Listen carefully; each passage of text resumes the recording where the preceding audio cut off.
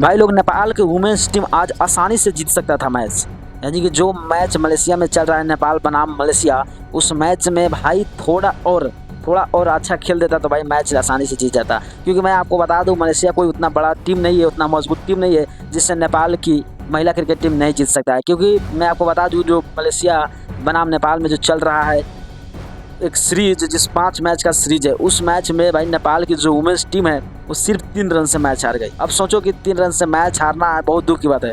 क्योंकि मैं आपको बता दूं भाई, पूजा मेहता की बात करें चाहे इंदु वर्मा की बात करें, भाई थोड़ा बहुत अच्छा खेले हैं। क्योंकि पूजा मेहता ने 29 में 30 की पारी खेले, इंदु वर्मा ने 18 में 12 की पारी खेले। उसके बाद अगर थोड़ा बहुत और अच्छा खेलते नेपाल की वुमेन्स टीम तो भाई आसानी से मैच जीत सकती थी। मगर नेपाल की वुमेन्स टीम ने लास्ट में जाकर देखो, स्टार्टिंग में इन लोगों को पहले ही 66 रन में विकेट गिर गया था, मगर नेपाल की वुमेन्स टीम 22 रन पे भी एक विकेट नहीं गिरा था। सोचो इस तरह की लेवल का क्रिकेट हो रहा था। फिर भी अंत में जाते यानी कि नेपाल की मेन की बात करें चाहे वुमेन्स की बात करें, जब विकेट गिरने लगता है तो लगातार गिरता है, मगर विकेट गिरा नहीं, यानी कि विकेट था, अभी 3 विकेट हाथ में था।